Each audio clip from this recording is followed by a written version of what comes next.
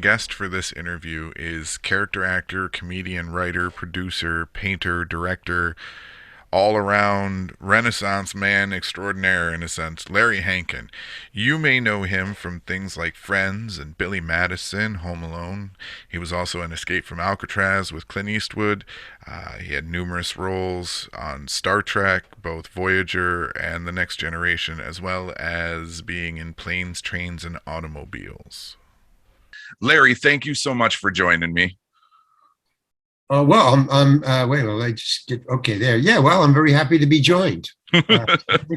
Now, and doing the preparation for this interview, I came to realize that I have been watching you my entire life and didn't realize it right off the bat. Cool. First and foremost, my mother showed me Yours, Mine, and Ours. Oh my God. Yeah, that's way back. Yeah, well, like I said, I've been watching you ever since I was a kid, so not trying to make you feel old or anything like that. But your mother is sounds like a great researcher, man. She was. She passed away last year. Oh, okay, cool. Well, no. Well, you've got to be over it by now. Right. Yeah, it's been a full 12 months. Right. I mean, okay, never mind. No, we have a sense of humor about it, but yeah. But like, you are a very prolific character actor, and you've been in some of the biggest movies and TV shows over the course of your career. I know one of your earliest roles, though, was in an educational film called Too Tough to Care. Wow. Yeah. Too Tough to. I was just talking about that with somebody the other day, but that's probably one of the first movies I ever made, ever. Yeah, 1964. Can you tell me a little bit about it? Yeah, well, there's not much. I didn't like my performance, but that doesn't matter. Everybody else thought it was okay. And it was done by the committee, through the committee. A person wrote this thing for cigarettes, I guess it was. Yeah, cigarettes, smoking, anti-smoking thing. Film short. Everybody in the film was in the committee. From the committee, the director came and asked us to do it, and we did it, and he wanted me to be the lead. I got to drive brand new at the time, a 64 Jaguar as part of the character. He drove a Jaguar. That's all I remember of it. I mean, I remember watching it because I watched it about a couple of months ago. Somebody showed it to me. So that's why I laughed. It's familiar. But I don't remember too much about it except the visual of the movie because I saw it a couple of months ago. But as far as how it came about, or I just remember everybody in it was from the committee, and this person who directed it and wrote, it was from, I believe, John Magnuson's advertising agency. They were hired to do an anti-smoking film short. And so we were friends. John Magnussen, who was the head of this, I don't remember the name of the ad agency, but he was friends with the committee. He was always his office and the ad agency was I think 2 blocks away from the committee, where the committee's theater was. So he would drop in. I don't know. He just became friends with all of us, and he used us in voiceovers. He used us in commercials and stuff like that. And this was just another thing that came through his office, and he knew us, and he said, "Hey, here's the script. You guys want to do it?" And we said, "Yeah, sure." And he said, "Larry, you can be the lead guy," whatever that meant. I don't know. It was we're all together in it. Right. So I did a glasses character, and I remember wearing a suit and stuff. I think it was the last time I ever wore a suit. And so that's what I know about it, really. Hey. But it's still cool that a lot of people don't understand that actors get their start in some of the strangest places, and to be in an educational film is like your first, like your earliest role. Well, the next three were pornographic movies. So, I mean, the odd movies come from an odd. I mean, I wasn't a porno star. I mean, I didn't get naked. It wasn't me. I was the humor in the three pornographic movies. So the color. The color. Yeah. But as far as the humor, nobody thought it was funny because they were there for just the pornography. Right. So they just dismissed anything that wasn't pornography. The interesting thing about that job was those jobs, because it was kind of the same kind of people who kept on hiring me, was one of the ones, they were all funny to me, because to me it was ridiculous to have a clown figure. I mean, you know, I was dressed as a normal person, but this one I was a reporter. Right. But it seems ridiculous for me to be funny in a pornographic movie when I knew that people don't want to see funny in pornographic movies. Yeah. Nobody's watching porn for the plot. Yeah, it's just an interruption of where this is going, you know. So I thought it was ridiculous and therefore funny. So that's why I did it. You know, I said, oh, sure, you know, if I don't have to do anything, fine. Right. But one of the things I had, and I would love to see this movie. I've never seen any of the pornographic movies. But one of them was I was a reporter. And the way they approached me was they came, they said, well, we're doing a pornographic movie. We want somebody to be funny in it. So I thought, you know, well, that's an interesting, I'm a funny guy to be in a pornographic movie. Sure. Well, you know, as long as I don't have to get naked, that's great. Okay, so here's the plot. This is what they wanted me to do. It was the pornographic movie was a pornographic, what do you call it, swap, you know, kind of thing, where you trade wives and people. And swinger. A swinger, yeah, it was a swinger. So he said, okay, so you're a reporter, and the trope of the movie is that you have heard, you're a reporter for a newspaper, and you have heard that there's a swingers party going on in this house, and you have called ahead and said that you wanted to do a story on swingers. And so you wanted to report on it, you know, be there to interview the people maybe or whatever. So you go to the swingers house where this swinger thing is, and you come in and there will be people trading partners and fucking one another all over the place, you know. Right. And you come in and you interview them. And I didn't ask any more questions. I didn't want to. I thought, okay, let me just do this. This is going to be okay. So I show up and I come outside. There's all the movie truck. There's a movie truck outside, and people walking in, the crew members walking into the house, lighting things.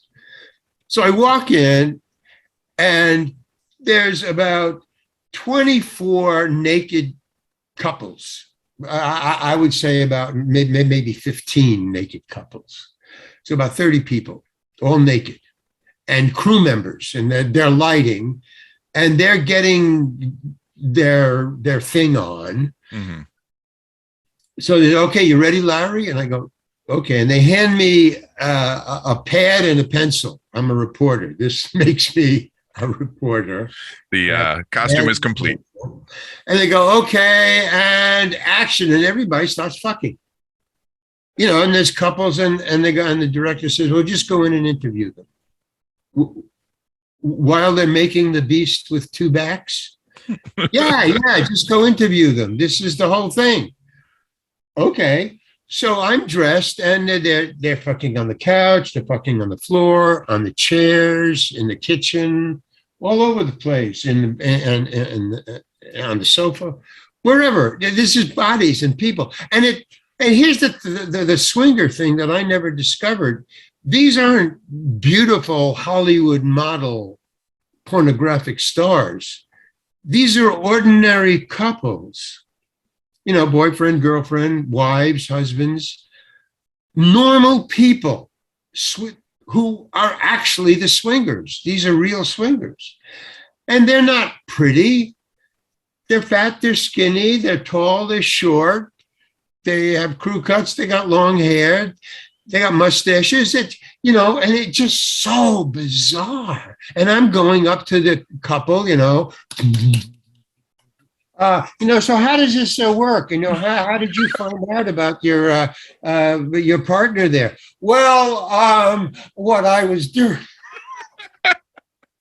Now, and I did it. I went through the whole thing. It's a long thing, and I went for a couple. I said, okay, thank you, Larry. That's it. Now we're going to go on to other scenes. We have okay, cool, thank you. And I went. I've never seen that movie, but I would love to see that scene. That is the most bizarre piece of acting I've ever done. See, in my head, when you said you were a reporter interviewing them while they're mid-act, I pictured you with like this long Price is Right old school microphone where you could just stand back and be like, yeah, let me just ask questions. They didn't even have money enough to give me a prop microphone. Right. To speak a little louder. No, it was just I was making notes. Oh yeah, really? And where do you know him from? Oh, is that your wife over there? Okay, I'm going to go talk to her. Great though. So you mentioned the Committee earlier, and the Committee is a comedy troupe that you were part of. Like Second City. Yeah, can you expand upon it a little bit, and the history of the Committee?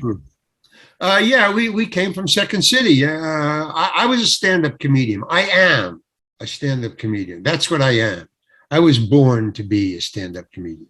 I'm a storyteller. That's my claim to fame. And so I was a stand-up comedian, and I got into critical thinking comedy, critical thinking comedy. Like Lenny Bruce, like now all the names I'm just Lenny Bruce, George Carlin, Gallagher, George Carlin, Robin Williams, and Richard Pryor, and Bill Burr, and all those guys. So I was doing that, back in the 60s. This was late 60s, and it didn't go over very well, and they were throwing things at me, and I was being arrested by the police, and Lenny Bruce. I was into Lenny Bruce, and I had seen Lenny Bruce, and I had talked to Lenny, and so and George Carlin, and all these guys, and Richard Pryor I knew, and because we would cross in nightclubs. Right. Every once in a while, when I was opening for like the Kingston Trio, they get boo, get off the stage. There are people punching me. People coming at me with beer bottles, get the fuck off the stage, cops pulling me off the stage. And I said, I'm a middle-class Jewish kid. I'm not used to this, I hadn't been in the pornographic movies yet. That was a couple years later. So I wasn't used to this. I come from a middle-class, family. I come from, and anyway, I wasn't doing anything that was that far out. George Carlin was doing, at the time that I was being pulled off by the police, and I'm sure he was being bothered too, and Lenny was being just harassed. But I wasn't as bad as those guys. I was just talking about God and politics and sex and religion. Right. So it was the topics that the police were pulling me off for. Right. Obscenity charges, right? Excuse me? Obscenity charges, stuff like that, right? No, I wasn't doing, I would say fuck or shit, but not that much. George Carlin was out to say those words. That was his direction. That was his aim. I was just saying them as conversational. I would talk to the people, and that was the attraction of me. That was why. Woody Allen's manager was my manager. So, I was in the big time. Woody was, on television, and he was just breaking, and I was opening for him. So, but I was just talking to the audience conversationally, like I would talk to you in the street or at home. Right. So I wasn't being pornographic or saying bad words, just general. Okay. But I couldn't take the heat. So I got out of the kitchen. and I joined Second City. That's why. My manager, no, Jack Rollins, Woody's manager, and many other managers, famous. He said, well, why don't you join Second City? They do the same thing as Lenny and George and Richie, but they own the theater. So if a guy comes at you with an upside down beer bottle and says, get the fuck off the stage, I'll throw him out, not you. Right. Because I quit at that point. When somebody came at me with a beer bottle and said, get the fuck off the stage. It's a good time to leave. It's a good time to leave. I left the stage. He said, get off the stage. I said, okay.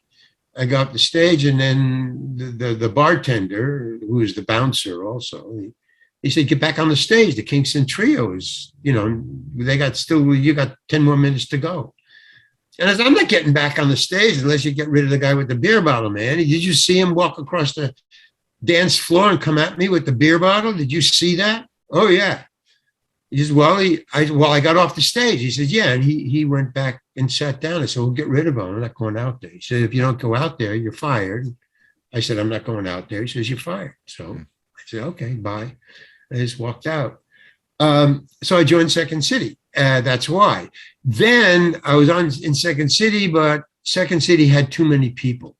They really wanted me. They hired me, and I was in the main stage. I was in the company with like Severn Darden and Barbara Harris and Mina Kolb and Alan Arkin. He just had left. So there were a couple of us, the newbies, wannabes. We left with one of the directors who actually had hired me into the Second City. We all left to go to San Francisco to be in the committee. So that's how I got into the committee, because I joined Second City. Okay.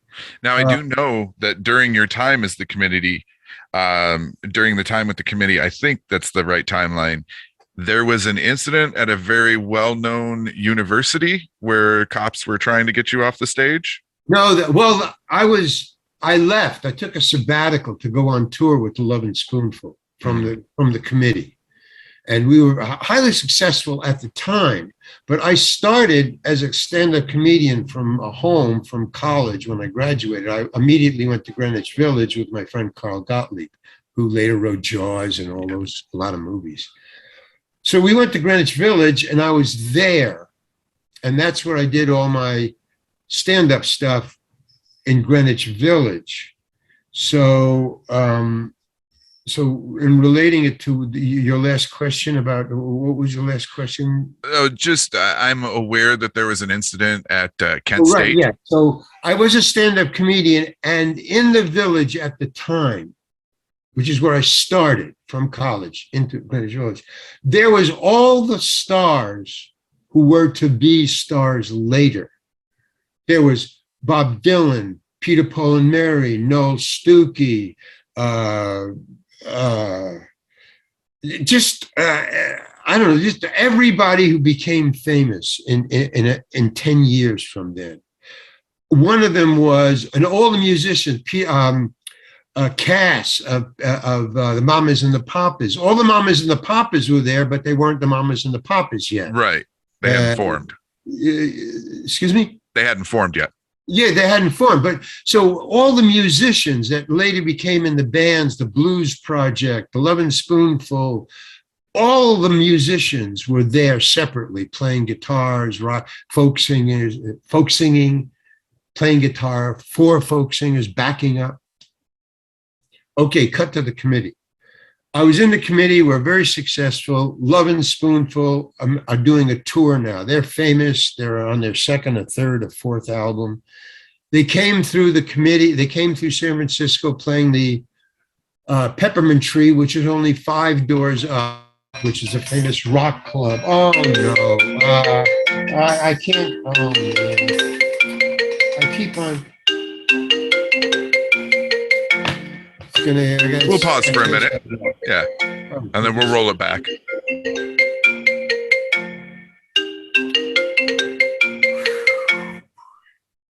Okay.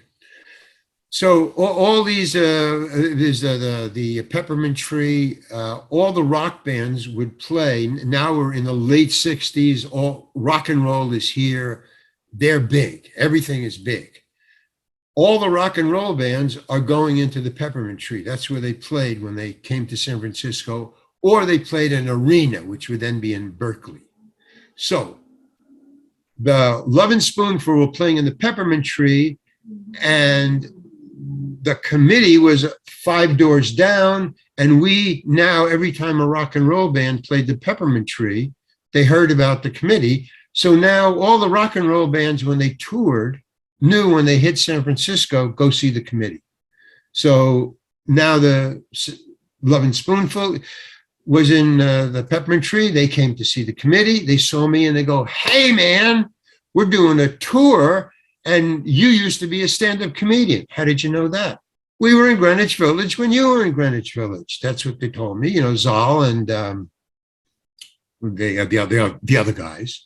So Zal Yanofsky, we buddied up. And so they hired me and they said, "Well, we're on tour, but we're going next month. You're in the committee. Can you take off?" And I said, "Yeah, because we're improvisers. So somebody can fill in with me." And I remember I was doing a Superman bit where, I played Superman, Clark Kent, and he changed in a phone booth. And it was a very funny thing where he gets his fly caught in the phone dial. And as I was standing on the thing to get my pants off, I had to stand on a little seat. My zipper got caught in the phone bill. Very funny, very funny. But anybody could replace anybody else. But I had invented that one. Okay, so I said, "I'm taking off for a couple of months to tour with the Love and Spoonful." And they said, "Fine, we'll save your place. Come on back." Okay, so that's how I got to play with Love and Spoonful, and I opened up at Washington University. That was the first stop. Washington University in, I think it was St. Louis, Missouri. I think it was Missouri. Anyway, it was south. That was the clue. That was the key.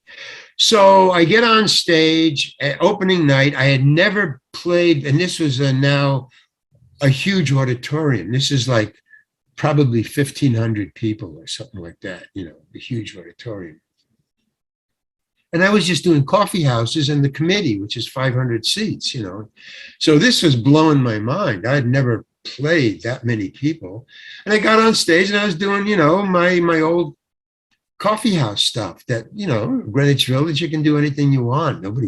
They're there. Right. And I was doing open mic nights. Now, open mic nights, if it's just 3 to 5 minutes. You come up. Okay. Well, the best time of my life was doing open mic nights because they're very forgiving. They're not there for you they're there for their friend. You have to bring people. Yeah, open mics are freedom, essentially, because you can try new stuff and see what works and what doesn't work.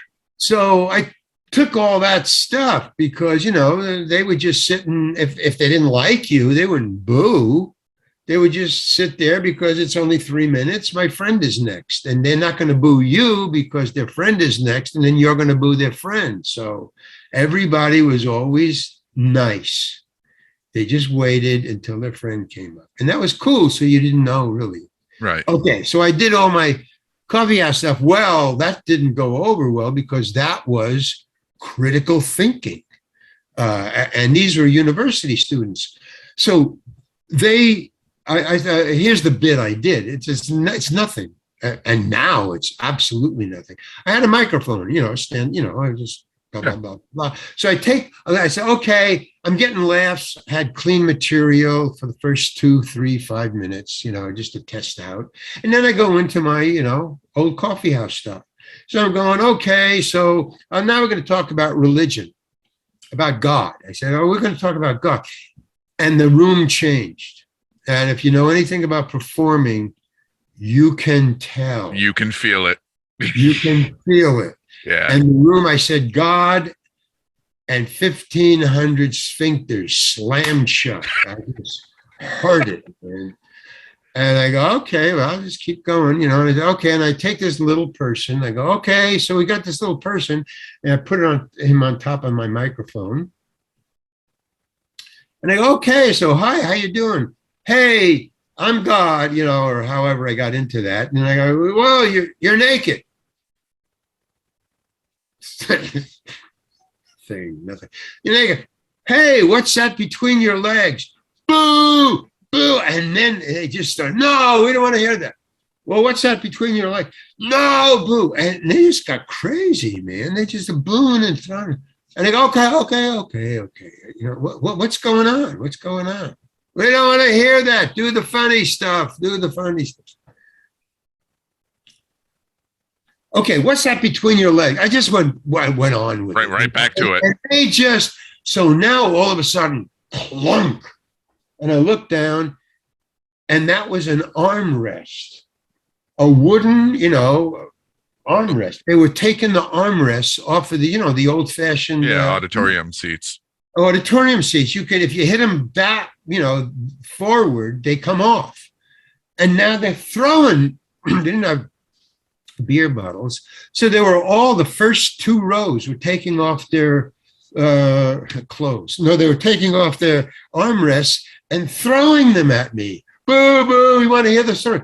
So I go, okay, stop. Oh, wait a minute. So they stopped and they quieted down, and I'm going, okay, hold on. What the hell is wrong with you people? You're college students. This is rock and roll. Well, are you supposed to like this stuff? And I started hollering at them. I was like really pissed. Right.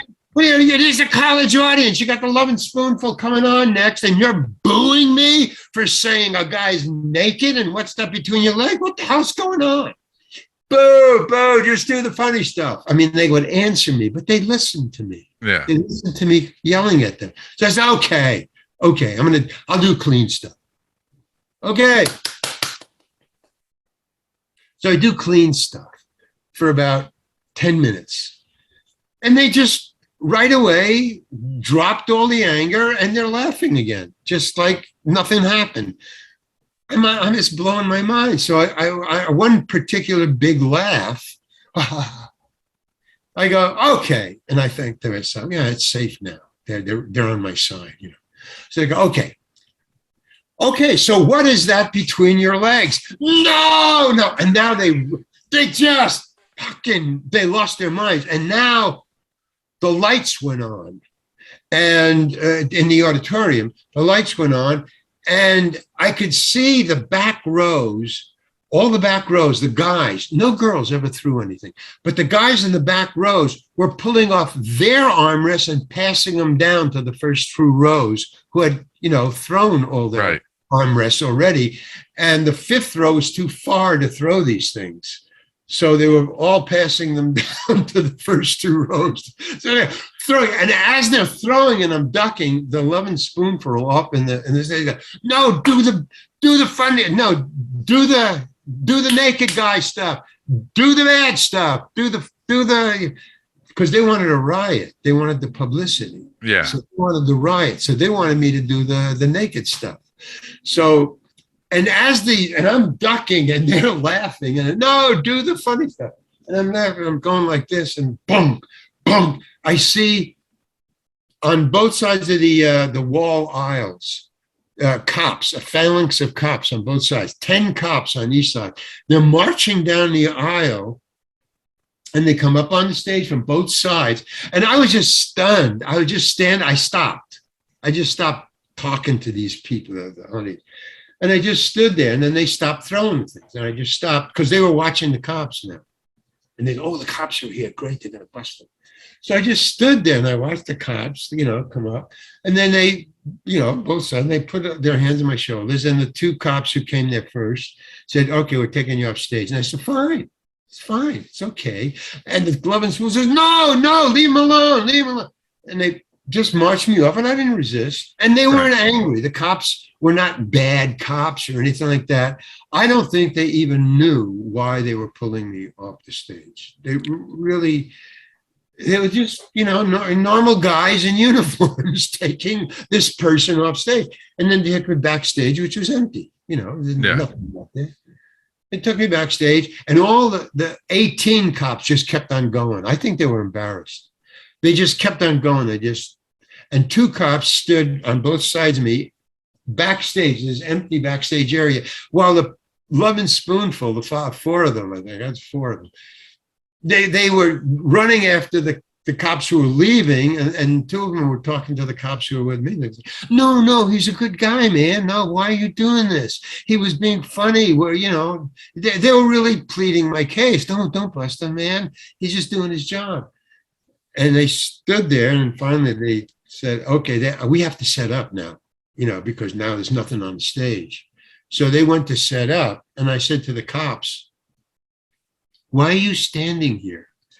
I'm not going to. I said, I'm off the stage. They're setting up. And the cops said, we have orders to guard you until the Lovin' Spoonful plays their first number so you don't run out there and start again. I mean, it was that crazy. So I just stood there, and when the band started playing their first number, the two cops left. And that's when I started to call Jack Rollins and say, hey, Jack, I don't,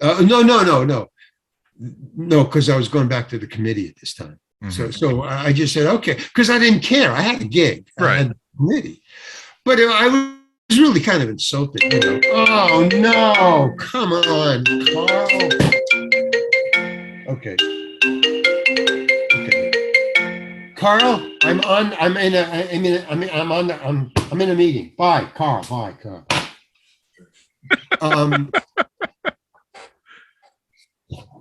I'm shut. I shut it off. It doesn't matter. Oh, it rings through this. Yeah. It's connected to the TV. I went back to the committee and I said, well, wait a minute. Well, let me get this story straight. They pulled me off stage. The Lovin' Spoonful went on. Okay. Because a lot of these stories get mixed up. I get it. They pulled me off stage. Okay, Lovin' Spoonful played. When the Lovin' Spoonful finished, they came to me and they really apologized. Said, geez, we didn't know that would happen. And I said, no, it's fine. I have another gig if you want me to get off, because I was thinking, is this going to be every venue? Cops are going to come and pull me off the stage. I don't know if I can do that. Right. I mean, it would just be too nerve-wracking. And besides the fact that I, was in the committee, but they said, no, we want you to stay. We like what you do. The Lovin' Spoonful said. Their managers who was on the tour with us didn't like what had happened. They don't want to riot. So they said, well, but the Lovin' Spoonful says, if Larry doesn't open first, we're not going to continue with the tour, which I thought was really cool, man, for this band to stick up for me. So they said, okay, let's see what happens at the next gig. And I said, and what's the next gig? And they said Northwestern University, which was up in Michigan or Wisconsin. I don't know, but it was just the opposite.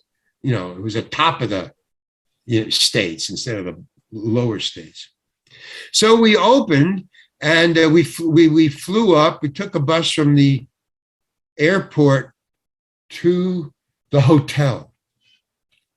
And when we got off the bus, we checked in. And as there's 4 guys, me, and 2 managers. 7. Okay, so we're walking to the elevators. And as we're walking to the elevators, the 7 of us to go to our rooms, 3 men just blocked our way. A priest with the white collar, a police captain with the cap, a policeman, and a man in a suit with white hair who was the dean of Northwestern University. And they said, just a second, gentlemen, is there a person named Larry Hankin in this group?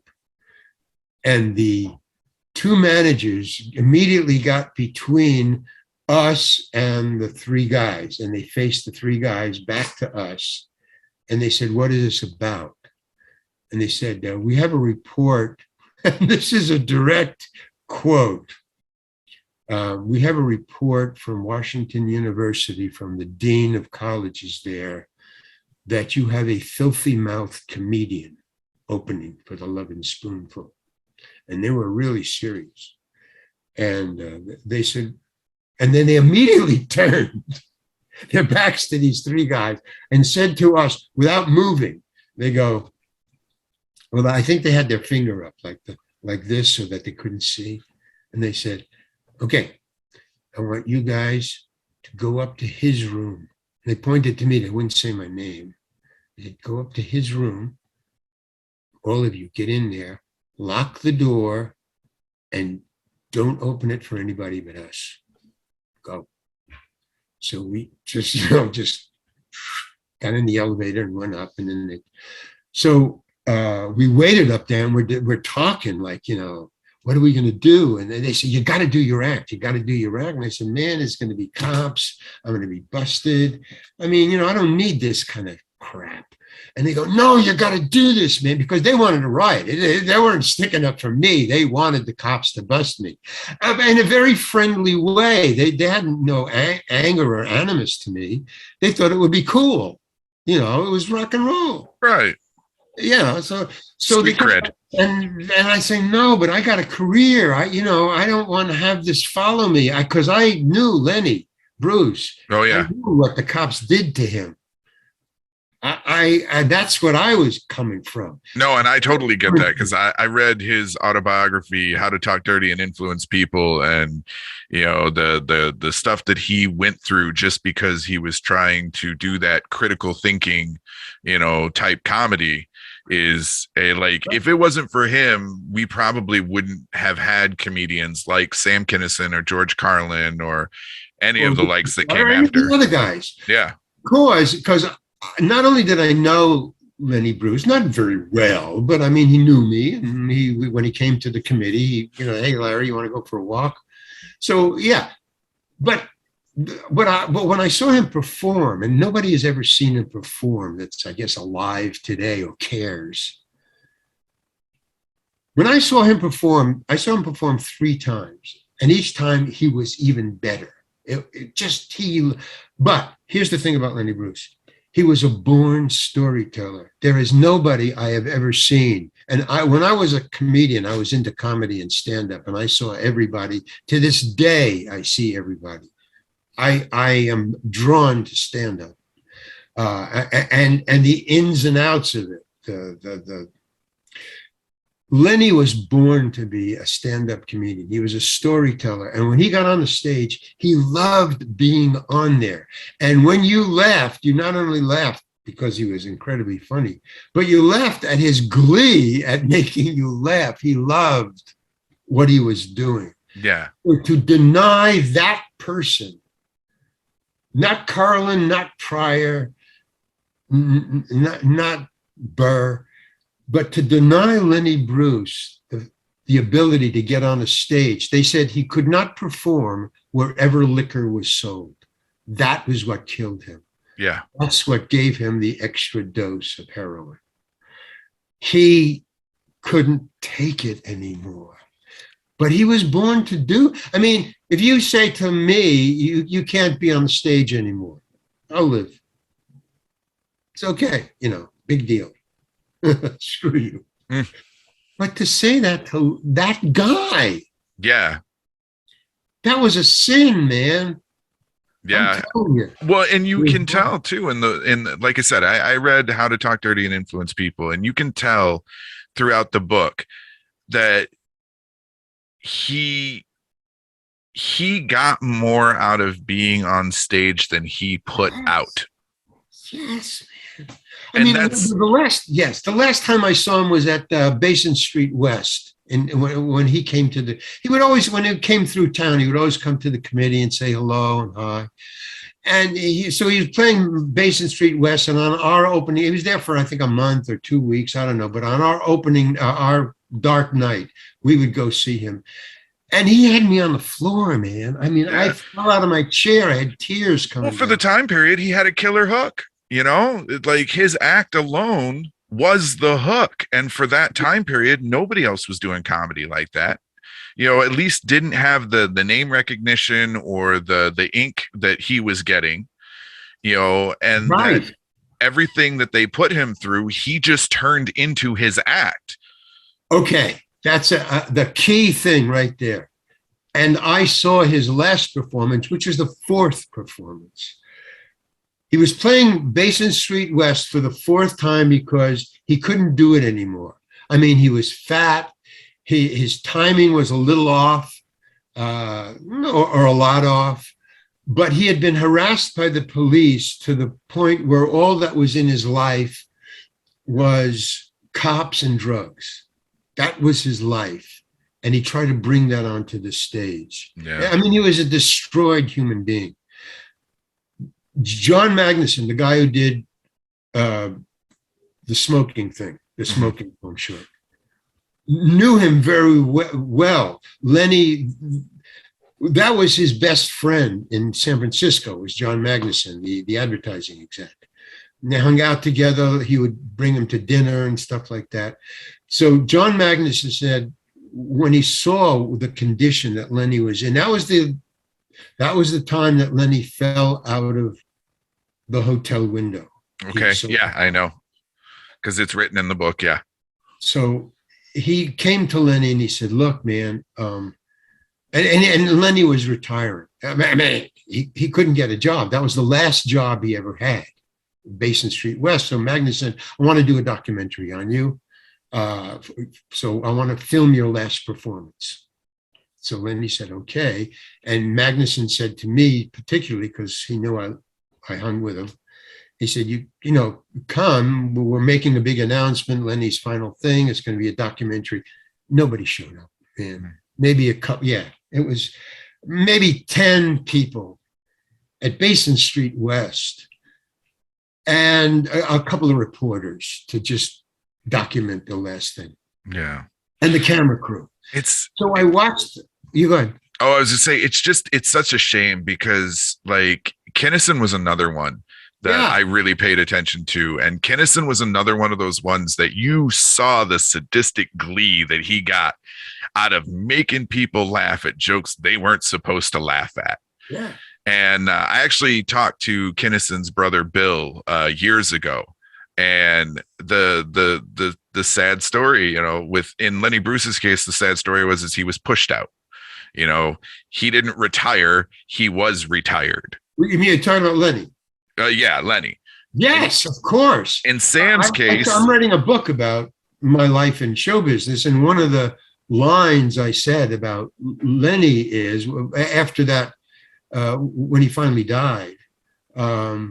I said that he was harassed to death by the police and he died of an overdose, and anybody else would have died of an overdose years before that. Yep. I mean, he lasted. I mean, just his tenacity kept him alive.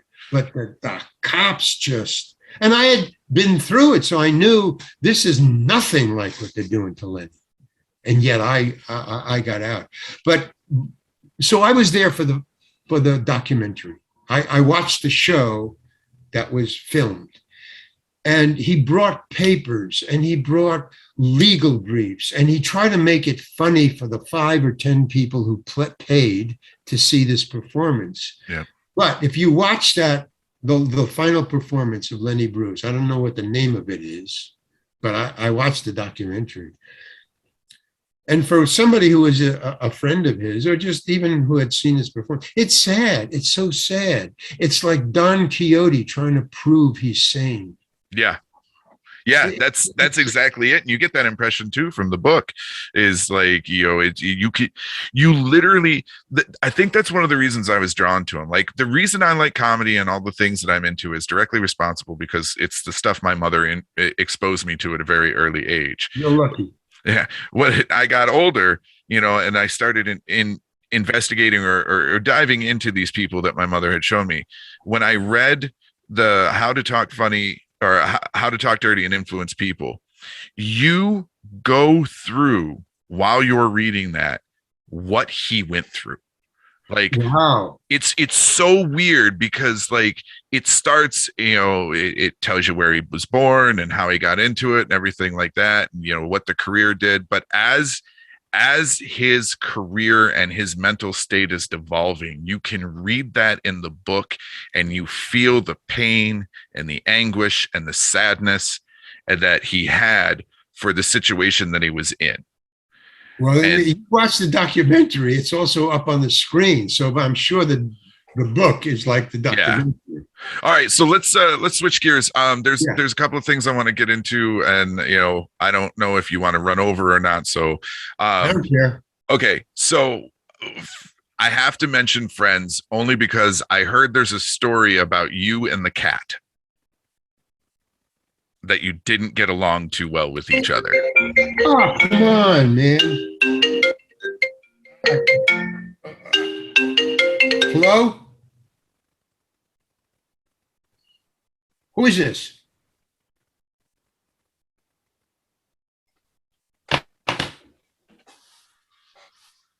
Yeah. Yeah. So I heard there's a story about you and the cat from I'm Friends. going to put this in another room. Can we Okay. just stop Yeah. for a second? I don't even hear this.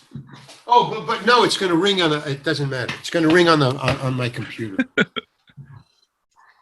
Sorry. No, you're Okay. fine. I understand. But yeah, I heard there's a story about you and the cat from Friends not getting along. What's the story there? Oh, the cat. Oh, I see what you're saying. Okay. Yeah. It's a very, very short story, but the first time I was on was the cat story. So I opened the door. So they told me, they said, look, the scene is that you open the door and she has a cat that's been lost and they want to know if it's your cat.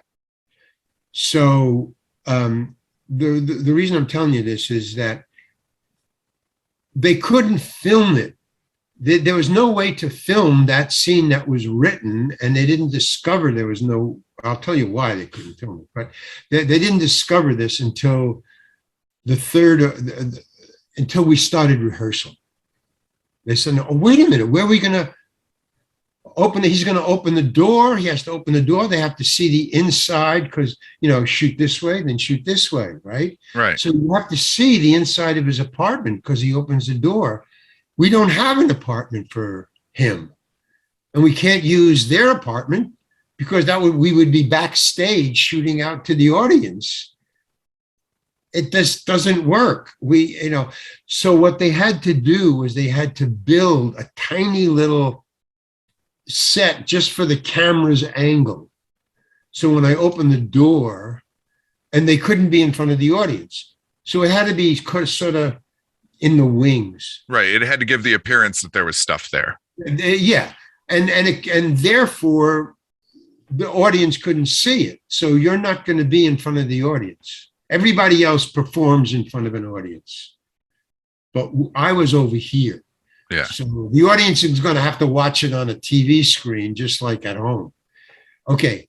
That counted a lot for how they staged with the cat, Mm-hmm. because it has to be close and not much movement. Right. Okay.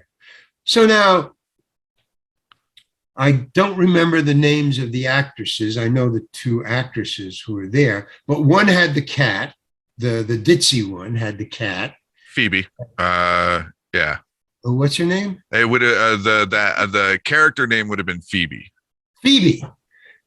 Oh, she's a great comic actress. Lisa Kudrow. She had the cat. Her girlfriend, the one with the black hair, was just there. Okay. So they didn't rehearse with the cat at all, ever. See, she just pretended because I guess it was too much money to get a cat there 5 days, rehearsal. So they cut corners by not having the cat. Well, on the day of the shoot, there was no rehearsal. It was just on camera. They came in with the cat.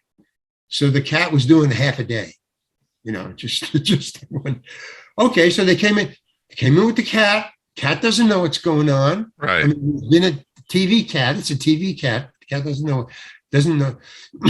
Give it to Lisa Kudrow and knock on the door. And I open the door. This is on is live. This Yeah. is being broadcast live. And the cat freaked out by the opening door and by me being that close. So the cat just like turns around, or maybe over the shoulder, saw me and freaked. And Lisa, and she starts scratching like crazy. And Lisa just kept on going. She didn't want to stop, because if she stopped, what was happening was that cat was scratching her arm like crazy. She was bleeding. Yeah, if she stopped, it would have ruined the take. Ruined the take, and then the cat, and then finally at the end of the take, she just like that, because she said cut like that, and the cat just split, man. And then you just see a cadre of cat wranglers running backstage, and for the rest of the show they were just searching for the cat. They never found the cat, as far as we know. So that's the cat story, and I had to do lines because I knew it was live too. Right. While I saw this cat mauling Lisa, and have to act like nothing's going on. No, and her hands were like claws, just like, God damn, she was, crushing the cat to her, trying to stop him. And the more she crushed him, the more, and then finally, cut, and the cat jumped. So I think on the second take they didn't even do it, or I don't know what they didn't. So I only did it, I think, one time. Yeah. Well, also too, with Friends and all the other TV shows that you've been in, tell me the difference between 5 and 6 episodes. Okay. 5 episodes are one-offs. One-off is you do one show, you get paid for one show. That's a set amount. You can do 5 of those. 5 of those. You can do 5 of those. Right. I'll give you 3 chances. How they worked it out was, but if you do 6, you are now not a one-off, you're a recurring. You did 5, 6. Now you're just part of the, every once in a while. Right. That's a bump up. Now, when you get a bump up, you get enough to at least put a down payment on a house. Nice. Yeah. I mean, you go from like, say, $1,500 a show to $5,000 a show or something like that. So, okay.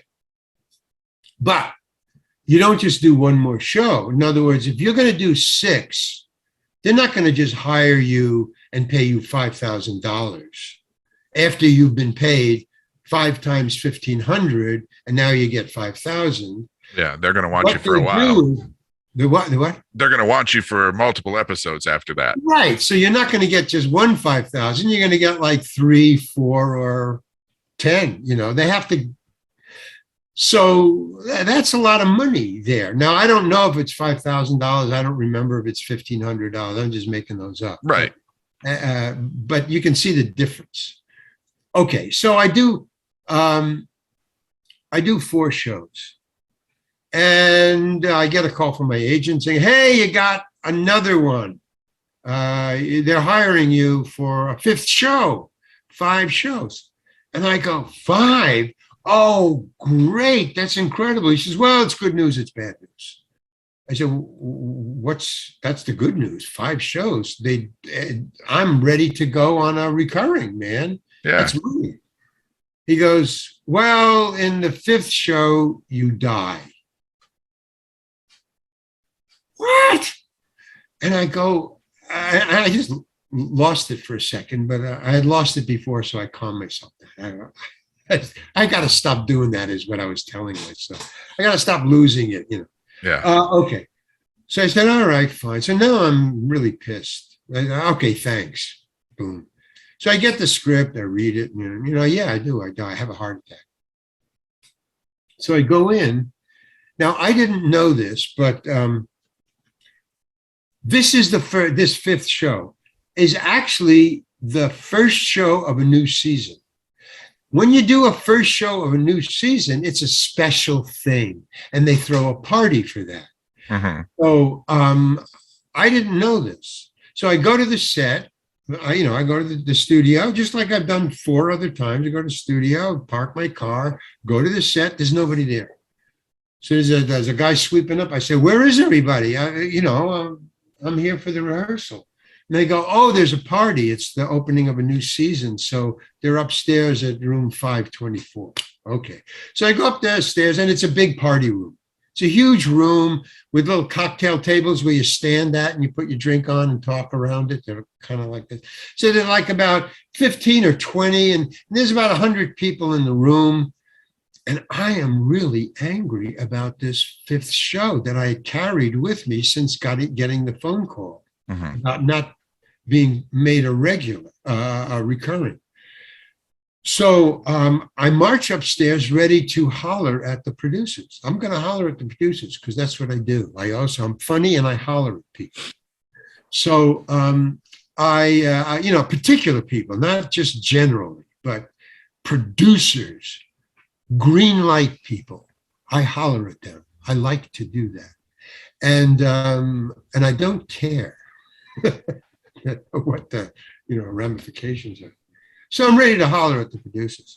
So I walk in, there's 100 people, they're all cocktail. There's, salmon, there's lox and bagels, there's sausages, and there's liquor, there's wine, there's champagne. And I just see the 3 producers standing at a cocktail table all by themselves, and everybody else is at the cocktail table, just talking, babbling, and everything like that. And I'm blinded. I guess when you get angry, you get this like tunnel vision. Yeah, tunnel vision. I just tunnel visioned on them, and I go, those fuckers. And I just walk up to them. They don't know. It's like, this is last year. The 4th show was last season. "Oh, hey, hi, Larry. Well, welcome back." And I go, "What the hell did you do? What did you do, man?" And they just are shocked, man. I get right up to the table, and all of a sudden the room goes quiet. And I go, "What did you do, man? 5 and you kill me?" And the woman, there's 2 men and 2 women. I forgot their names. I didn't want to remember their names, but I forgot that. But she did something that was just amazing. I go, "What did you do?" And without even thinking, she just leaned into me and she said, "Larry, could we talk about this a little later?" And that shocked me into reality. I don't know, the quietness, the calmness, the whispering of it. Just, I got, and I go, "Oh my God, what did I just do?" And the room was just staring at me. I looked around and everybody's, "What's going on?" And I said, "Okay." And I just turned around and I just walked to the craft services table as everybody watched me. And as I'm walking towards the craft services, 5 people at the craft services table getting their, lox and bagels just split, man. It's like Moses in the sea. And I'm just standing there all alone. And I'm what am I going to do here? I didn't even want to. Maybe I'll have a cup of coffee. And this kid, about 15 years old, or maybe the son of somebody, I don't know, never saw him before. He just walks up to me and he goes, "Hey, dude, that was so cool, man." And I go, "Thank you." And I appreciated it. I mean, I really did. And so that's what happened, man. Nobody would talk to me during rehearsal. For the 5 days, I was this shouting, crazy guy, which I guess I was. Nobody came to me. And then I just wanted to find one guy. The one guy was the writer of that. I said, "Who wrote this?" Him. And this young guy, he's about 24, 25. I said, "Hey, did you write this?" He goes, "Yeah." And he was not fearful, or he was almost apologetic. He goes, "Yeah." I go, "Well, why did you write that? Why did you kill me?" He says, "I didn't want to." So, "Well, what was going on?" And this is what he told me, man. He said, the producers came to him and they said, we want you to write a show. Because he was like what do you call it? A newbie, you know? Yeah, a new writer. A new writer. So he was just in the writing room and taking notes and learning. And they said, okay, you're ready to write your own. He would help with other episodes, help write other episodes. They said, we're going to give you an episode to write. So you write your own episode. So he said, what? I don't know what to write about. He says, pick out a favorite character, not the five, but visitors, you know. Pick out your favorite character and write an episode for him or her. So he said to me, you, Mr. Heckles, was it Mr. Heckles? Yeah, it was Mr. Heckles. Mr. Heckles. And Mr. Heckles. Mr. Heckles is my favorite character. So I wrote an episode for Mr. Heckles, and it was such a good episode, they thought, that they built an apartment for him. Am I going on too long? No, you're good. Sorry. Oh, okay. No. I mean, just I keep on talking. That's what I want. He said, so they had to build an apartment for Mr. Heckles, which they did. So they said, and they showed me, and I rehearsed in Mr. Heckles' apartment for this fifth show. They said, so they built an apartment for you that would be photographable, you know, or video. And then in the middle of building the apartment, right before you showed up for rehearsal, they discovered that Chandler, in a previous episode, had been either kicked out of the apartment of Friends or had wanted to move out. Whatever it was, Chandler was not there anymore in the previous episode. He was gone. But they didn't want to get rid of Chandler. They just thought it would be a quirky thing, the writers, to have one of them be moved out. You know, how would that shift? It would be a good writing thing but they discovered that once they get him out of there, which they already done, they couldn't get him back in. How do we get him back in every week? He would have to visit. I mean, it just didn't work. It was just an impossible thing, but they had already gotten him out. So they said to him, the writer of my episode, they said, look, you gotta kill Mr. Heckles, because we got to give Chandler Heckles' apartment, and it's right across from their apartment. So now we got Chandler back on the floor, and he's right across the hallway. He can visit anytime he wants. He can just walk in. So that was why, he says to me, I had to give you a heart attack. I didn't want to. You're my favorite character. But that was the situation. And it was a writing thing, not an actor thing. It turns out that Mr. Heckles is the second most famous character on that series. The other one is the soup Nazi. Well, everybody loves the grumpy neighbor. Oh, yeah. So I get fan mails. He is right now my biggest fan base. Without question. I mean, if you combine all of the other fans, they still do not equal the fan base that Mr. Heckles has worldwide, because Friends is a worldwide phenomenon. Yeah. So I get fans from Taiwan, from India. Mr. Heckles is a huge star in India. It's just amazing. But they're so flowery in their thing. You know, could you please send the flower of my life, the stars in heaven, tell her that she is the most beautiful gem in the crown of heaven, and the moon, and the, you know, they're very flowery. Their fans are different than our fans. You know, they're very flowery fans. They're poetic. Respectful, I think, is the term you're looking for. Oh, I guess, but it's all moon, stars, and Indian kind of images, you know. Yeah, respectful. So I got two more from the original list, and then we're going to jump into interview roulette, and then I'll wrap everything up and get you on your way. One is, I'm a big Star Trek fan, and I know the name Gaunt Gary. Gaunt Gary, yeah. And the billiard scene. And the what? The billiard scene. Yes, Gaunt Gary, the billiard. You're touching on all my favorite ones. Gaunt Gary. Well, I was playing pool at the time. I mean, not having anything to do with show business. I mean, I had bought my own pool stick, the ones you could take apart. Yeah. A little carrying case for it. Yeah, I was going for the circuit, the pool player circuit. I wanted to be a champion. I wasn't very good, but I had dreams. But here's the thing I learned. I'll tell you about Gaunt Gary. Gaunt Gary, I auditioned for it and wanted it very badly because I had all this pool shit and pool sticks and cases and everything in my brain. So I had to have that part. I don't care if it was small or big. I had to have that part. I got it. And I said, hey, I play pool. Oh, great. I didn't care. They just want an actor.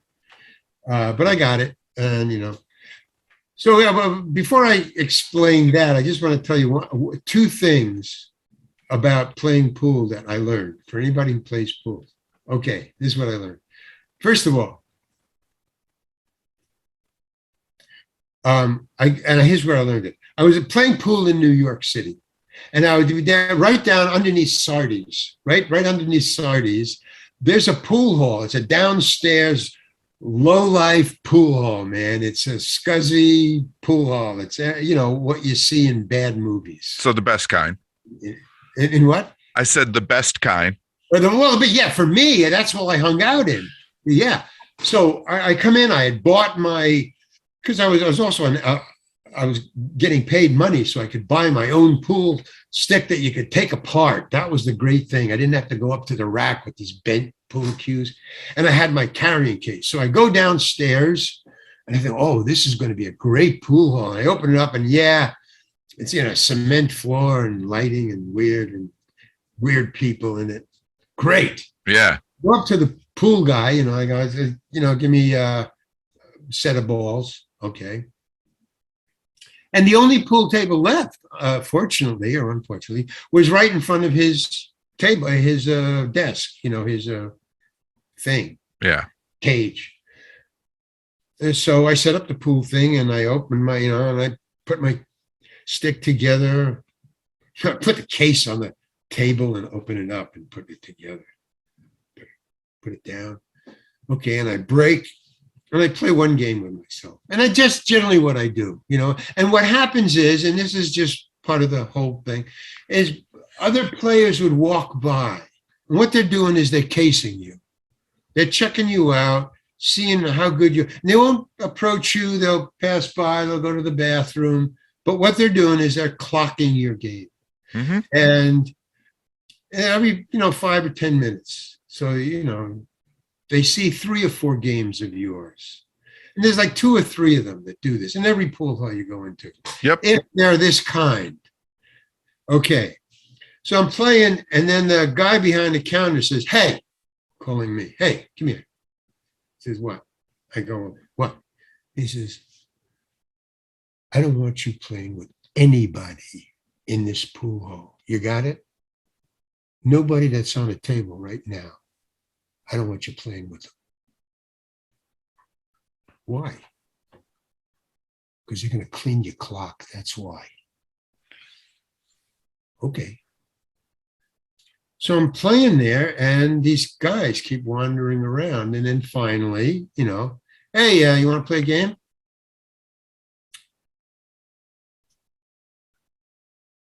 No, thank you. And he wouldn't. And rightly so. I'm not complaining about it. Right, because you were about to get hustled. Oh, man. Yeah. So I was there for about an hour and a half or more. I don't know. Maybe 2 hours. He wouldn't. And then finally, he didn't need to say, I would just say, no, thank you. Yeah. So that's the thing. Okay, now Gaunt Gary. So I'm playing pool as the script calls for. And as any script calls for, there's no game. You shoot and then they'll cut away. So wherever the ball goes, it doesn't matter. When they cut back to you, you're on another ball. It doesn't matter where the ball's, Right. don't keep track of the balls. Yeah. Camera's going away. So I'm doing that, doing my little thing, saying my lines, blah, blah, blah. And then they go, cut, okay, moving on. And two guys come over to the table, and the table is on wheels. So they're starting to roll it away and they're moving on. I go, whoa, whoa, whoa, whoa, wait. And everybody, because I'm just an actor, I'm just a day player. Yeah. So for me to go, whoa, whoa, whoa, it's a lot of friends and a therapist once said that you have no boundaries, Larry. That's where I learned. So you just say whatever you want, wherever you want, whenever you want. You don't judge, not now. So that's a lot of times you get that. That's why I holler at people, or I don't mind myself. Okay. So I start going, wait, stop. Where are you going? So the director says, hold it. What's going on? What are you talking about? I said, well, I'm a good pool player, and you haven't caught a shot of me really making a shot. I can do trick shots. He said, that's not in the script. What are you talking about? And I go, yeah, but you could do that. I could shoot a shot. We've already broken down the set. What are you talking about? And he's getting really bothered with me, and I'm afraid I'm going to get fired now.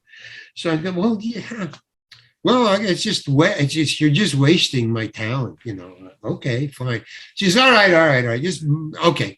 So he said the camera just moved. So we have to So I said, all right. He said, okay. All right, just move the camera back. Can you do a simple trick shot? Really fast so we can get the hell out of here. So I go, yeah. So I'll do a cross shot for you. Okay, just one to pick it up. Yeah. So they may only move the camera a little. They just move the pool table a little. It's just a cross shot. So it's very simple. Mm-hmm. You're over there. The camera's over here. Bang, and into that pocket. Just like that. Okay. Can you set it up? Set it up. Okay. Boom, boom, boom, boom. Okay. Ready? Okay. Action. And he says, you got one shot. Make it or not. I don't care. Everybody gathers around for this guy. I'm not Larry Hankin yet. I'm a guy. Yeah. We're all gathered around because I like to see people fuck up. Right. Yeah. Braggers are meat for these guys. Oh, yeah. For the crew. So the crew's gathering around. All right, go ahead, make your trick shot. So now I'm sweating. I'm not, because I have performance issues. I get nervous. So, perfect. Okay, moving on. That's my Gaunt Gary story. I don't know anything else about it. Hey, but at least you didn't feed the beast and give him something to make fun of. Well, I've done that on other movie sets, and they're long stories. I can't tell you. No, that's. I have been where I have been the butt of the crew's pranks, and you have to work your way out of it. You have to prove that right. you did the wrong thing. So you work your way out of it. You either have to prank somebody really bad. In my case, I pranked the star. That was, so they quit. Yeah. Pranked the star, and the star laughed. So the crew said, okay, leave him alone, man. Because the star had my back now. So, but in that case, they had nothing to go on. And I was only a day player. So I made my shot. And I went home, and they put it in the movie. If you see in the episode, so if you see the Gaunt Gary episode, you see my trick shot. Okay, so not only are you a comedian, not only are you a character actor, not only are you a writer, a director, a producer. I'm a pool whore. You're a pool hauler, but a pool whore. Oh, a pool whore. Yeah. You're also a pretty accomplished artist, and I see two of your pieces on the wall behind you. Oh yeah. So what got you into painting? I've always wanted to be a painter. Yeah? That was a sin of my parents. I always wanted to be a painter. They wanted me to go to college. So I went to Syracuse, and they wouldn't let me go to an art school. So Syracuse had industrial design. So I was a very naive kid. I still am to this day, a naive kid. I'm a pretty cool adult, but I'm a naive kid. So I thought industrial design at Syracuse, design, art, I just connected the two words in my head: design, art. Okay, I'll go to Syracuse. So so they paid for me to go to industrial design school in Syracuse, but it was industrial design. It was Yeah. industrial design. Yeah. So it was basically it was because you had to learn, math, physics, because you could design planes. I was going to design cars and stuff like that. Right. So the art, I minored in the art department, but it really didn't work out because there wasn't enough time. I mean, industrial design takes up all of your time. This calculus, this homework, it just, I was very despondent that I had made the wrong choice, but I was a good son.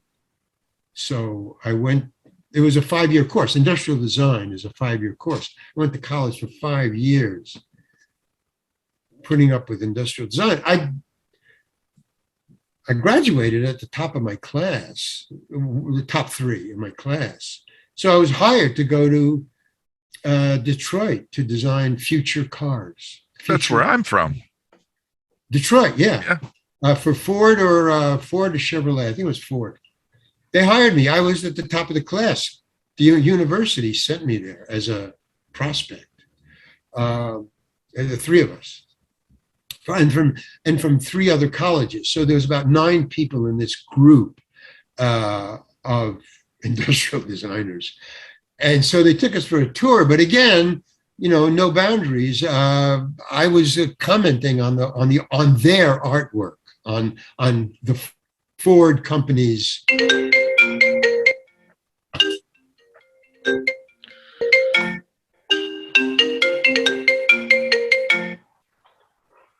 So I was designing. I have never had this many phone calls this early in the morning. I swear to God, I have never had 3 phone calls at this time. I'm going to be honest with you, though. It's on brand for how my show normally goes because we are very improvisational. We don't have a script. We just kind of roll with whatever happens while we're on air. Cool. Okay. So this is totally on brand for us. So I'm going through and I'm commenting unasked for. So I'm going through, and I'm picking up things like little carvings. They make little plaster of Paris models that then they draw. So and every once in a while, a desk, there's a picture of a car with ollies, little shiny chrome flashings and models of cars and stuff. So I pick up a car and I'm looking at it, examining it. So the guide, who's actually an employee, who's been told, take the tour with these guys, So I'm looking at it and he comes over to me and he goes, you like that, huh? And I said, no, I really don't. I picked it up because I think it's pretty poor. I was expecting, better designs in Ford. I mean, because Ford's company is like a university. When you go there, it's like a campus. Oh, yeah, I know. I don't live that far from it. Oh, okay. So I said, so I was expecting better designs than this. And he goes, this is designed by the head of the department, I said, oh, I didn't. Well, it's not that good, but okay. Cool. And I also, didn't like the drawings I saw. They're okay, but like I say, I had expecting more expectations. Yeah. So I shut up, but now I'm marked. That's what always happens to me. You become marked. You stand out. Okay, that guy, he's a troublemaker. So I go in and now, so I go through the thing, and then they go to, and he opens up. He says, "I'm going to take you to the."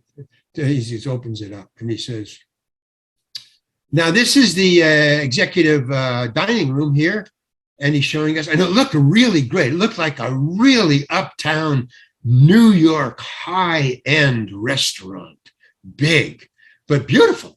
Wow, man, I just love to work here just to eat here.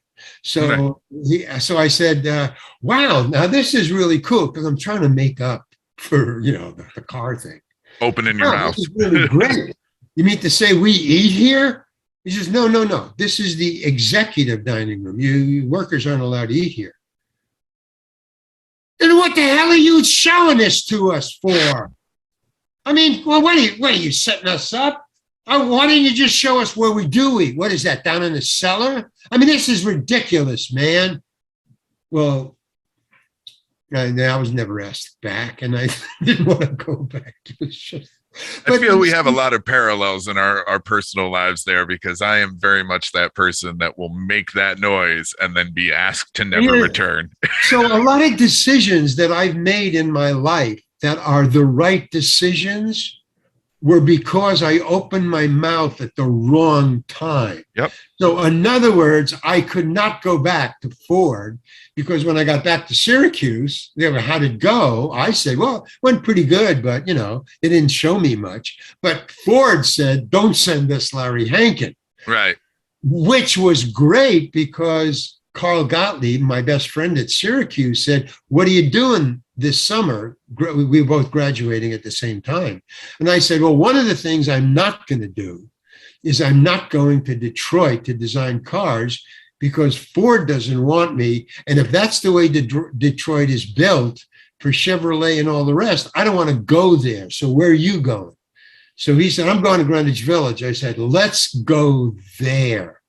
And I knew what I was doing, because they had, you start at $75,000 a year. Yeah. For starters, if I didn't open my mouth. But I said, I don't care. I don't want to go to Chevrolet or any of the other places, GM or whatever. I'm going to just say no to that. And I'll go to Greenwich Village and start. Well, I do want to say, a conscious decision, because I said, well, what are you going to do? He had a job as a writer. Carl wanted to be a writer. I was in industrial design. I wanted to be a painter. That was all out the window. I wasn't in art school.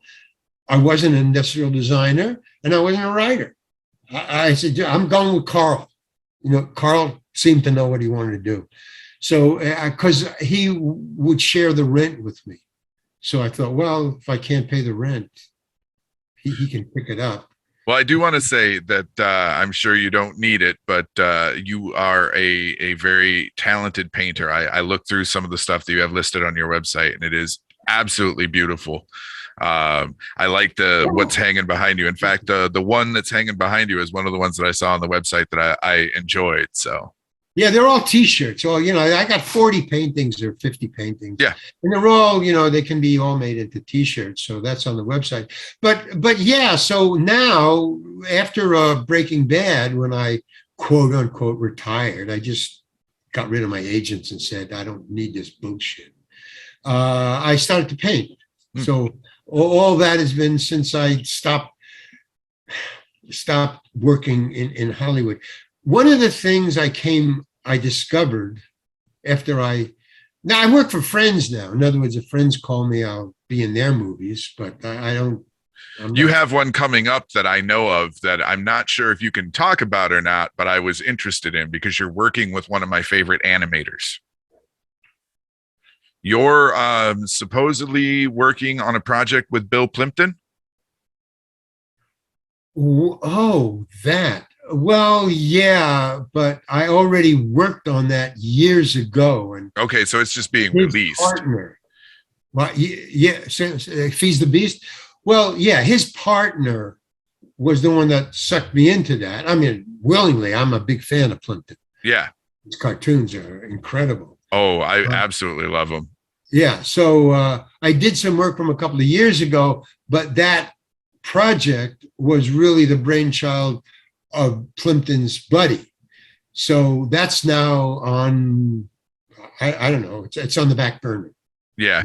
Yeah, I read it was announced. It's called Magnum Farce, unless the name changes. Magnum Farce, right. But I was one of the props in it. But that's on a hiatus or on the back burner. They're still working on it. It's I don't think it'll. And there's a couple of movies that I've been in that have been produced and finished but never released. That's one of them. So. All right, so you want to do interview roulette now? Yeah. All right. So I had you pick five numbers before we got started, and I wrote them down because I knew neither one of us would remember at this point. So I'm going to hit you with the first question.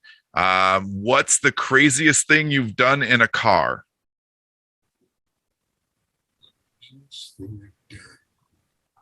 In a car. Now, are you talking about life or movies? It does not matter, life or movies. The craziest thing? I've never done anything crazy in a car, except you're asking a crazy person, have you ever done anything crazy? Me? No, I'm normal. What are you talking about? So I don't remember anything. The craziest thing. Nothing comes to mind. That's fine. Even let me see. Oh, yeah. Okay. Well, it's in a partial car. Well, it counts. It's in a car. Doobie in Trains, Planes, and Automobiles. Doobie in the Taxiola. Yeah. Okay. Well, so you know the scene? You're familiar with the scene? I do. I know Planes, Trains, and Automobiles very well. Okay. The non-crazy part was I did what you see in the movie. That was normal. I did Doobie, and there was Steve Martin and John Candy in the back seat, and I'm taking him to a motel. Okay, we shot that as written. The real Taxiola was the taxi that I drove into the motel at the scene after that. In other words, they're in the back seat, I'm driving. I did that scene in the car. Okay, but that's on a set. We're not driving. That was a right green screen. Okay, driving. The Taxiola pulls into the parking lot of the motel. That's the real Taxiola. Okay, that's normal. They took that Taxiola, that's a real taxi, which was dressed. It has all the Mexican stuff that you see when we did that afterwards. They took the wheels off of that car, put it in our sound stage, and we shot the interior of that taxi on a sound stage up on boxes. So when I say partial taxi, it was just the shell of the taxi. Right. It's up on boxes. Okay. We did the interior scene that you see in the movie on a soundstage. That was normal. What was crazy, I deemed crazy, was John Hughes, after we shot that scene, said, now let's shoot that scene, but you guys improvise that scene. That scene was not in the movie. But John Hughes and the crew shot the exact same scene without the script. We had to improvise. And John didn't want the words in the script. He wanted a new words to the same end. So he had us do it. Like sometimes he'd say, and he wouldn't even be there. He went to another place which was almost across the street, but it was, I don't know where the hell it was. But he said, excuse me for a second, after we shot the one he took, the one that's in the movie. He said, okay, we got that. Excuse me for a couple of minutes. He's gone 20 minutes. We just sat in this car, just talking about nothing, just blabbering. And then all of a sudden his voice is in the cab. Hi guys, can you hear me? Where are you? He says, I'm in another place. I'm watching you through like Zoom, like video, on a video camera. It was connected to one of the movie cameras. Okay. It was in another place. So he said, so let's just do this. So what he had us do for 4 hours, man, after lunch, 4 hours, he just said, okay, Larry, you improvise, Steve and John, you kind of follow the script if you want to. Then John, you and Steve follow the script Then John, you, and Larry follow the script. Steve, you improvise. John, you, and no, Steve, you, and Larry follow the script. John, you improvise. Okay, now everybody improvise. Now improvise again. Now improvise again. God, I hope those scenes wound up somewhere. Yes, they did. Okay, I'll tell you where. But that I don't know, to you that was crazy, but to me that was the craziest thing I've ever done in a car, because we didn't know what the hell we were doing. Really, we didn't know why he was doing it. Or once he said he got it in the morning when we did the scene that's in the movie, what we were doing 4 hours, because just like you said, I hope this is going to be used, because what the hell are we doing here? Right. Now, I just got to tell you two things. John Candy and Steve Martin are amazing improvisers. I mean, I was in Second City. I was, 10 years.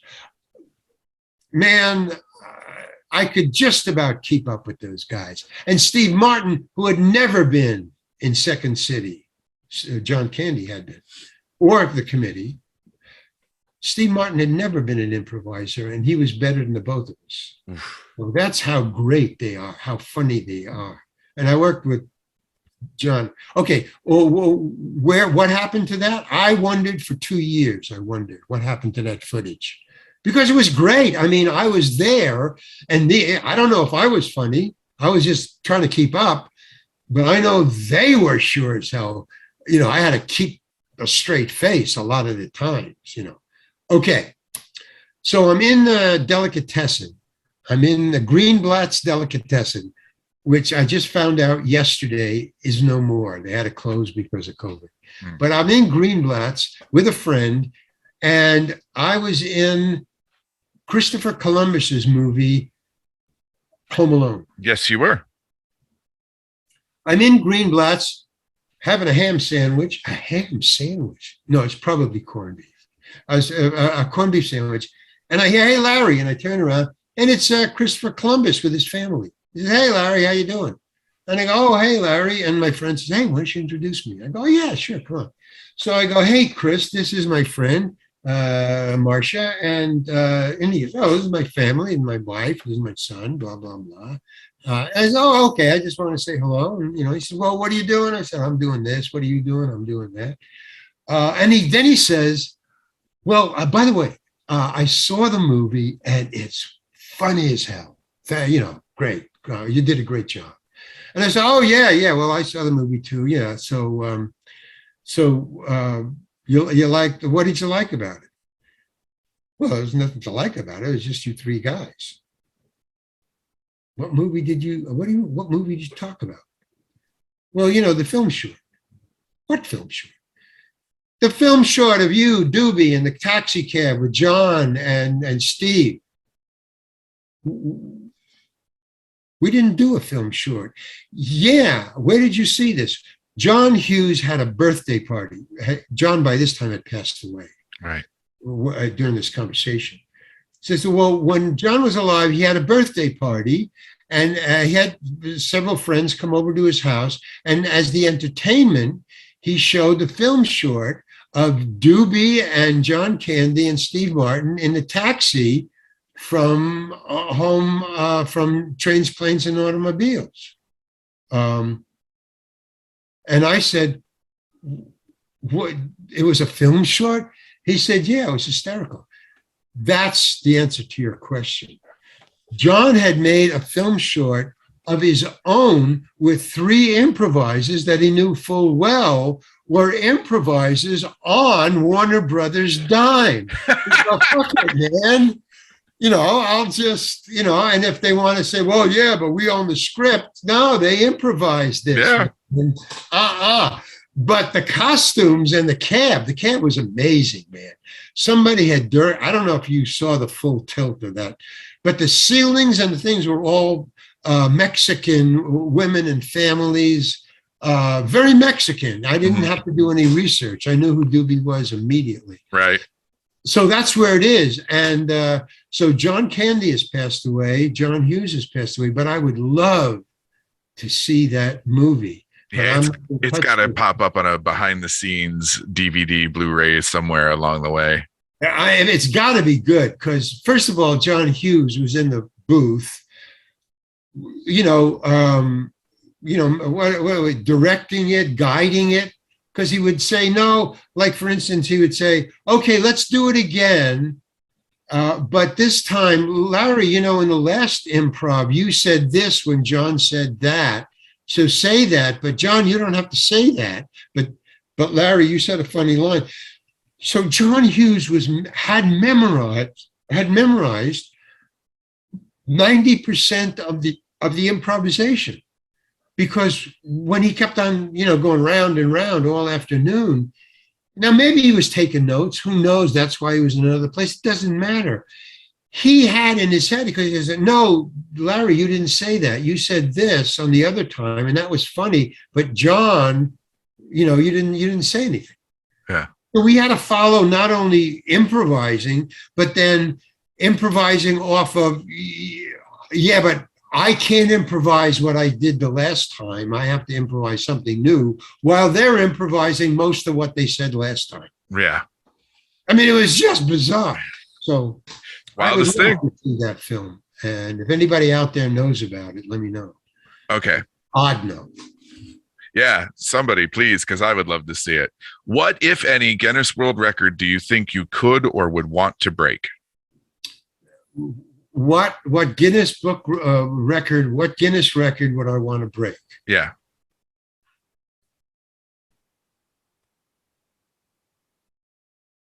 Working in show business. For as many roles as you could possibly get. No, the longest. In other words, he performed until he was 145. Longest career. Gotcha. Longest in show business. Nobody. That's a good one. 145, man. That's cool. What's the best thing about your life? Open mic nights. Do you still do them? No, but I'm going to go back. Let me see if I can come up with one that's not so clever. What's the best thing in my life? Yeah. I'll tell you, man, this is the truth. Yeah. I'm writing a book about my life, so I have a panoply of things to choose from, very consciously and very local and now. So I'm going to say the best thing was, and they're both the same, in my life, not in show business. I had a girlfriend in San Francisco in the committee. Her name was Kathy. She went on a trip, and she had a little girl named Katie. And we lived together, and I was working in the committee, and we lived right near the committee. And she wanted to go on the Merry Pranksters Were Coming for Your Daughters trip with Ken Kesey and the Merry Pranksters on the bus trip. I don't know. It was pretty famous. It was in all newspapers. But they went across. Ken Kesey got a busload of hippies in the 60s. And they went across country on this big tour, music, hippie, marijuana tour. Everybody lived on the bus or had tents, which they piled wigwams on the roof of this bus, and they set up these tents, 5 tents, in the suburbs of cities across the town. And Kathy wanted to go on that. And the Merry Pranksters were an LSD group. They were very far out. They were the most far out group in the United States. That was what they were in the 60s. And they got Ken Kesey to pay for them, to invest in this thing. And he was going to go on it with them. And they gathered a lot of people. They started in San Francisco. They were from San Francisco. And they were going to go to England on this bus tour. And Ken Kesey was going to go. And Kathy got the Merry Pranksters, who knew the committee. They would hang out with Ken Kesey in San Francisco, but they would come to see the shows high on LSD in the back, and they would stand in the back. They didn't bother anybody. They were really cool. They understood that they were on LSD, and they acted accordingly. So they never got busted. They were always, but they did shows that they were on acid, and you can tell, wow, this is an acid show. So she met them on the street, and they got to talking, and she liked them right away. She loved weird, crazy people. So she met them, and she invited up to our apartment. So when I came home one afternoon after rehearsal, there was the Merry Pranksters getting high. You know, they had brought their own marijuana, and we had some too, and then we were smoking, and I thought it was too weird. But she left with them on the Merry Pranksters trip and left her daughter, Katie, with me. And Kathy disappeared from Katie's and our lives for 3 months. You know, that was the tour. She went on for 3 months. And I said, yeah, let's leave her.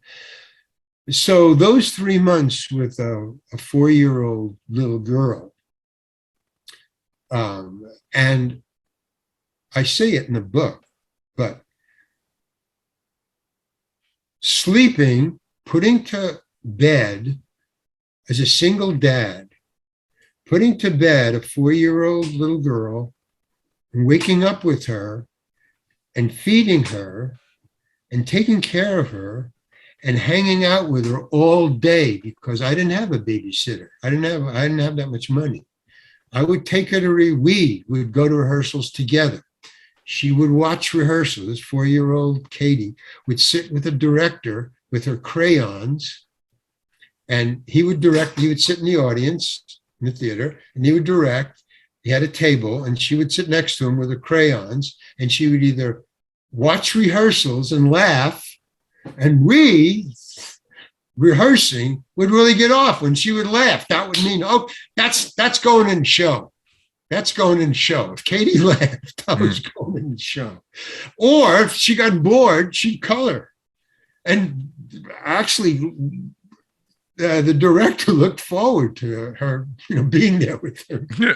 We set out a chair for her. That's a good barometer. Or crayons. Yeah. I would hang out with her. If I had a meeting, I would take her with me. During the show, Gary Kudrow, who was one of the actors with me, had 2 children of his own with his wife. So she would go, and if she didn't come to the show, she would go over to Gary's house. I would drop off Katie at Gary's house, and they were about the same age, or they were a little older. They were about 10 or 12, but they liked her. They were friends. So she would stay there, and then I would go on after the show. I'd pick her up. She was sleeping. I'd wake her up, carry her home, put her to bed. That was the best time of my life. I understand. I was married for 10 years before I met my current wife, and I helped her raise a son. And yeah, I know exactly where you're coming from. And in the book, I state this. I say that if there was ever a test to be a Homo sapien, or a school to become a Homo sapien, one of the requirements would be to live with a young 4-year-old for a couple of months and raise a child by yourself. Yeah. For a couple of months. Yeah. That would be one of the ways to prove that you're a Homo sapien, that you are a human being. Yep. All right, I got one more for you. If you could make any movie be real, now this could either be a movie that you enjoy or a movie that you've been in. If you could make any movie real life, which one would you choose and why? Now, when you say could, I have one in mind, and I'll tell you that.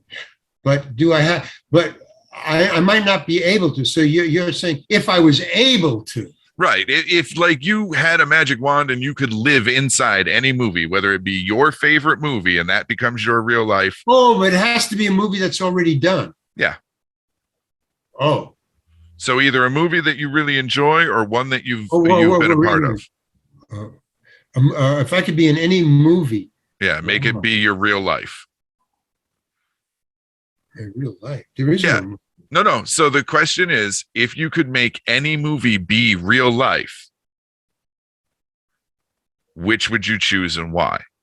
So imagine tomorrow morning you wake up and you're actually Gaunt Gary for the rest of your life. Oh. Or Well, you're Ron Doobie Gary for was the a rest of your life. hologram, so that would be forever, but it wouldn't be real. I mean, What? Ron Gary wasn't real; he was a hologram. Right. Um, but what I was going to say was, I have a favorite movie, but it would be one that I would make myself, that I would make up. Oh. You're not talking about that. No. You're talking about a movie that's out there. Yeah. Well, let me see. I don't file movies that way. Okay. I don't think of movies in that.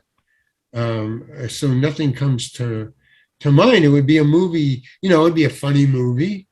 It would be a funny movie made by a great director, like a John Huston movie. See, it would be like that kind. That's how I judge movies, by a John Huston movie or a John Hughes movie or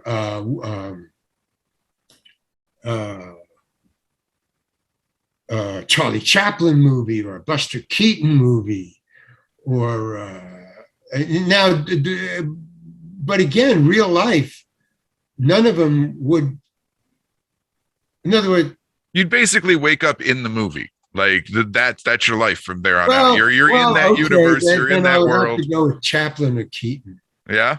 And more Keaton, because he used props. So if I could be in a Keaton movie, I know that I'd be doing funny things and being part of some mechanical things. Whereas if I was in a Chaplin movie, I'd have to be like a fucking ballet dancer to keep up with him. So, but there's no modern movie that I think is incredible. Maybe a Truffaut movie, like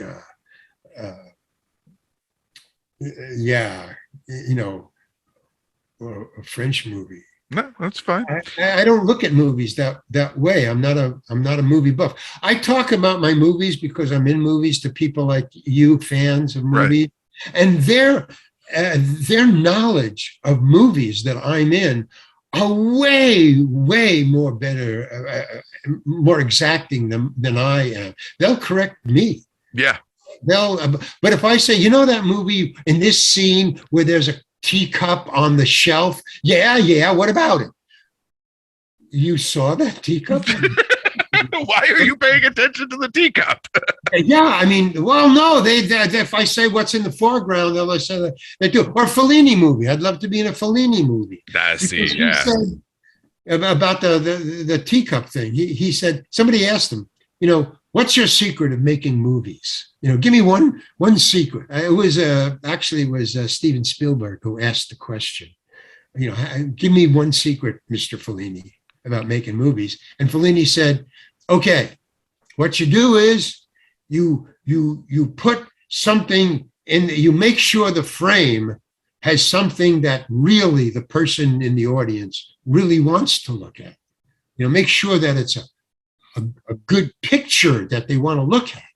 And then in the background, you put something in there that they can watch if they don't want to look at what you want them to look at.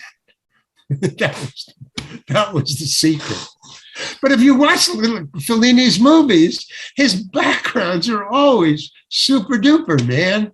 Yeah. He takes care of the whole frame. Like a painting, man, like a painting. You can't make a painting and forget about this corner right here. Yeah. That counts, even if you're caught by that.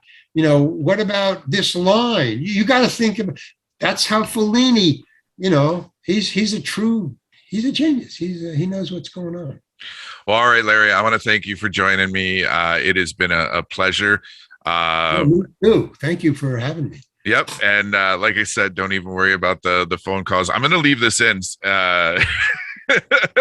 because, again, it's very much on brand for us. Great. I would say that's my sense of humor. Yeah.